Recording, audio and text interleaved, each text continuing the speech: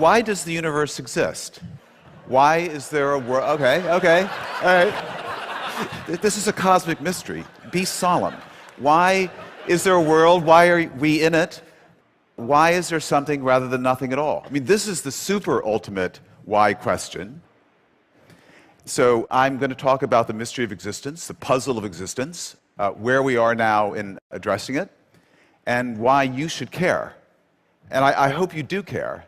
The philosopher Arthur Schopenhauer said that those who don't wonder about the contingency of their existence, of the contingency of the world's existence, are mentally deficient. All right, that's a little harsh, but still. So this has been called the most sublime and awesome mystery, the deepest and most far-reaching question man can pose. It's obsessed great thinkers. Ludwig Wittgenstein, perhaps the greatest philosopher of the 20th century, was astonished that there should be a world at all. He wrote in his Tractatus, Proposition 4.66, it is not how things are in the world that is the mystical, it's that the world exists. And if you don't like taking your epigrams from a philosopher, try a scientist. John Archibald Wheeler, one of the great physicists of the 20th century, the teacher of Richard Feynman, the coiner of the term black hole, he said, I want to know, how come the quantum? How come the universe? How come existence? And my friend Martin Amis, by the way, I'll be doing a lot of name dropping in this talk, so to get used to it. My dear friend Martin Amis once said that we're about 5 Einsteins away from answering the mystery of where the universe came from. And I no doubt there are 5 Einsteins in the audience tonight. Any Einsteins? Show of hands? No Einstein? Okay. So this question, why is there something rather than nothing, this sublime question, was posed rather late in intellectual history. It was towards the end of the 17th century, the philosopher Leibniz who asked it. Very smart guy, Leibniz, was invented the calculus independently of Isaac Newton at about the same time. But for Leibniz, who asked, why is there something rather than nothing, this was not a great mystery. You know, he either was or pretended to be an Orthodox Christian in his metaphysical outlook. And he said, it's obvious why the world exists, because God created it. And God created indeed out of nothing at all. That's how powerful God is. He doesn't need any pre-existing materials to fashion a world out of. He can make it out of sheer nothingness, creation ex nihilo. And by the way, this is what most Americans today believe. There's no mystery of existence for them. God made it. Okay, so let's put this in an equation. I don't have any slides, so I'm going to mime my visuals, so use your imaginations. So it's God plus nothing equals the world, okay? Now, that's the equation. And so maybe you don't believe in God. Maybe you're a scientific atheist or an unscientific atheist, and you don't believe in God, and you're not happy with it. By the way, even if we have this equation, God plus nothing equals the world, there's already a problem. Why does God exist? You know, God doesn't exist by logic alone unless you believe the ontological argument, and I hope you don't, because it's not a good argument. So, you know, it's conceivable if God were to exist, he might wonder, you know, I'm eternal, I'm all-powerful, but where did I come from? Whence then am I? God speaks in a more formal English, and so one theory is that God was so bored with pondering the puzzle of his own existence that he created the world, you know, just to distract himself. But anyway, so let's first forget about God. So we have, take God out of the equation, we have blank plus nothing equals the world. Now, if you're a Buddhist, you might want to stop right there, because essentially what you've got is nothing equals the world, and by symmetry of identity, that means the world equals nothing. Okay, and to a Buddhist, the world is just a whole lot of nothing. It's a big cosmic vacuity. And, you know, we think there's a lot of something out there, but that's because we're enslaved by our desires. If we let our desires kind of melt away, we'll see the world for what it truly is, a vacuity, nothingness, and we'll slip into this happy state of nirvana, which has been defined as having just enough life to enjoy being dead. Okay, so that's it. That's the Buddhist thing, okay, but I'm not, I'm a Westerner, and I'm still concerned with the puzzle of existence. So I've got, say, blank plus, this is going to get serious in a minute, so blank plus nothing equals the world. What are we going to put in that blank? Well, how about science? I mean, science is our best guide to the nature of reality, And the most fundamental science is physics. That tells us what naked reality really is. That reveals what I call tau photu, the true and ultimate furniture of the universe. So maybe physics can fill this blank. And indeed, since about the late 1960s, around 1970, physicists have purported to give a purely scientific explanation of how a universe like ours could have popped into existence out of sheer nothingness, a quantum fluctuation out of the void. Stephen Hawking is one of these physicists, more recently Alex Vilenkin. And the whole thing has been popularized by another very fine physicist and friend of mine, Lawrence Krauss, who wrote a book called A Universe from Nothing. And Lawrence thinks that he's a militant atheist, by the way, so he's gotten God out of the picture. The laws of quantum field theory, the state-of-the-art physics, can show how out of sheer nothingness, no space, no time, no matter, nothing, a little nugget of false vacuum can fluctuate into existence, and then by the miracle of inflation, blow up into this huge and variegated cosmos we see around us. Okay, this is a really, it's an ingenious scenario. It's very speculative. It's fascinating, but I've got a big problem with it. And the problem is this. It's a pseudo-religious point of view. Now, Lawrence thinks he's an atheist, but he's still enthralled to a religious worldview. He sees physical laws as being like divine commands. You know, the laws of quantum field theory for him are like fiat lux, let there be light. The laws have some sort of ontological power or clout that they can inform the abyss that it's pregnant with being. They can call a world into existence out of nothing. But that's a very primitive view of what a physical law is, right? We know that physical laws are actually generalized descriptions of patterns and regularities in the world. They don't exist outside the world. They don't have any ontic cloud of their own. They can't call a world into existence out of nothingness. That's a very primitive view of what a scientific law is. And if you don't believe me on this, you listen to Stephen Hawking, who himself put forward a model of the cosmos that was self-contained, didn't require any outside cause, any creator. And after proposing this, Hawking admitted that he was still puzzled. I mean, he said, this model is just equations. What breathes fire into the equations and creates a world for them to describe? He was puzzled by this. So equations themselves can't do the magic, can't resolve the puzzle of existence. And besides, even if the laws could do that, why this set of laws? Why quantum field theory that describes a universe with a certain number of forces and particles and so forth? Why not a completely different set of laws? There are many, many mathematically consistent sets of laws. Why not no laws at all? Why not sheer nothingness? So this is a problem, believe it or not, that reflective physicists really think a lot about. And at this point, they tend to go metaphysical. Say, well, maybe the set of laws that describe our universe, it's just one set of laws, and it describes one part of reality, but maybe every consistent set of laws describes another part of reality. And in fact, all possible physical worlds really exist. They're all out there. We just see a little tiny part of reality that's described by the laws of quantum field theory, but there are many, many other worlds, parts of reality that are described by vastly different theories that are different from ours in ways we can't imagine, that are, inconceivably exotic.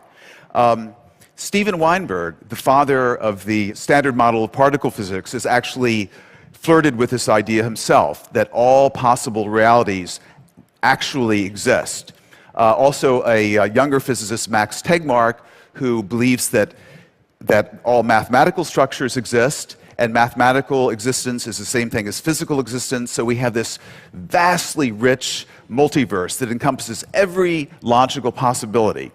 Now, in taking this metaphysical way out, these physicists and also philosophers are actually reaching back to a very old idea that goes back to Plato. It's the principle of plenitude or fecundity, or the great chain of being, that reality is actually as full as possible. It's as far removed from nothingness as it could possibly be.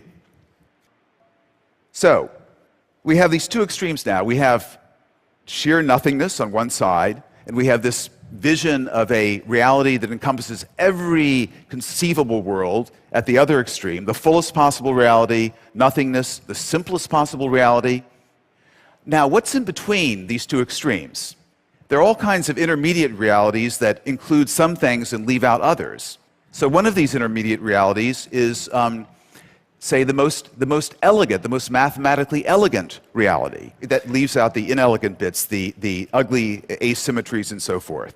Now, there's some physicists who will tell you that we're actually living in the most elegant reality. I think that Brian Greene is in the audience, and he has written a book called The Elegant Universe. He claims that the universe we live in mathematically is very elegant. Don't believe him.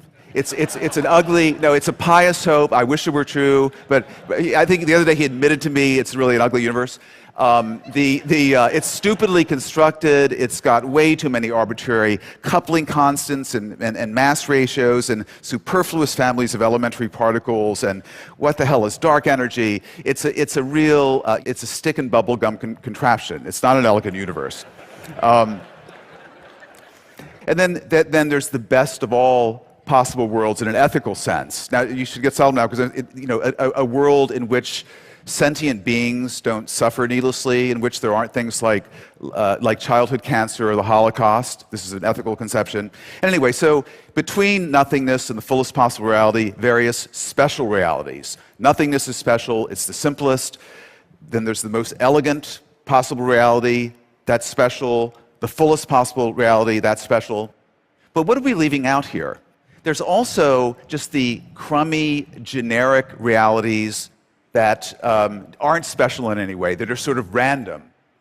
They're infinitely removed from nothingness, but they fall infinitely short of complete fullness.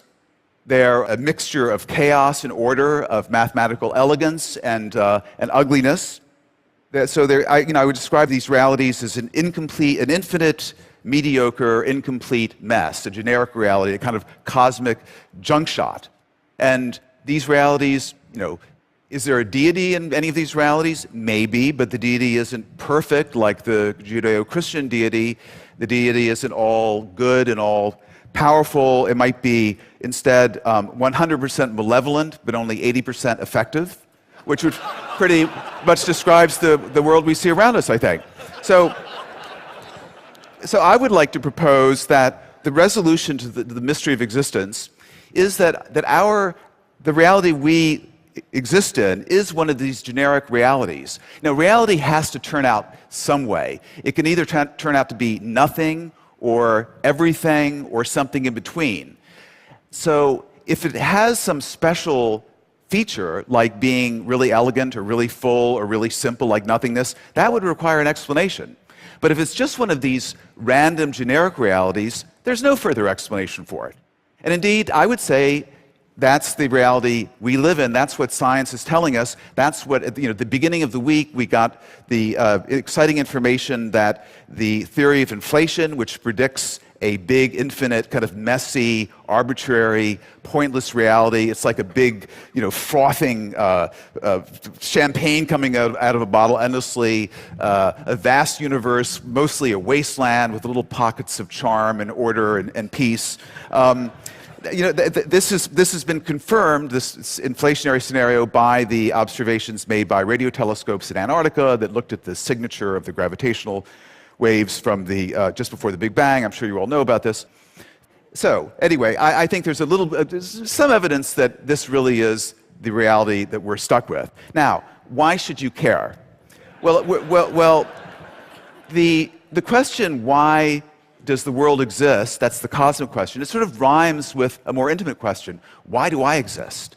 Why do you exist? Our existence is really, it would seem to be amazingly improbable, because there's an enormous number of genetically possible humans, if you can compute it by looking at the number of genes and the number of alleles and so forth. And it's a back of the envelope calculation will tell you there are about 10 to the 10,000th possible humans genetically. That's between a Google and a Googleplex. So, and the number of actual humans that have existed is an infinite, 100 billion, maybe 50 billion, an infinitesimal fraction. So all of us, we've won this amazing cosmic lottery. We're here. Okay, so what kind of reality do we want to live in? Do we want to live in a special reality? What if we were living in the most elegant possible reality? Imagine the existential pressure on us to live up to that, to be elegant, not to pull down the tone of it. Or what if we were living in the fullest possible reality? Well, then our existence would be guaranteed because every possible thing exists in that reality, but our choices would be meaningless. You know, if I really struggle morally and agonize and I decide to do the right thing, what difference does it make? Because there are an infinite number of versions of me also doing the right thing and an infinite number doing the wrong thing. So my choices are meaningless.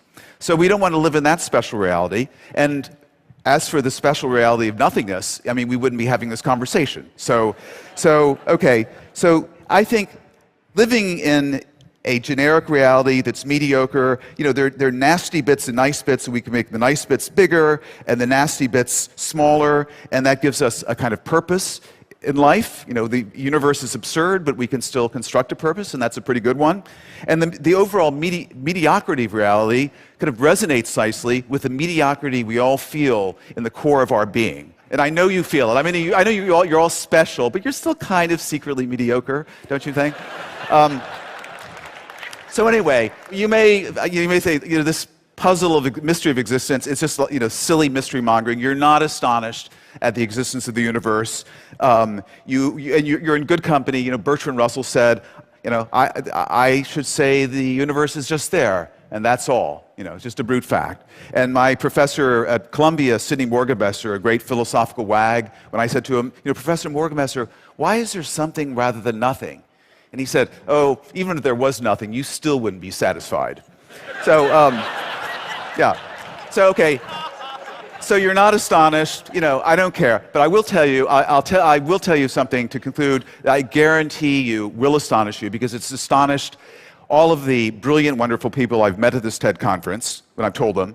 And it's this: never in my life have I had a cell phone. Thank you.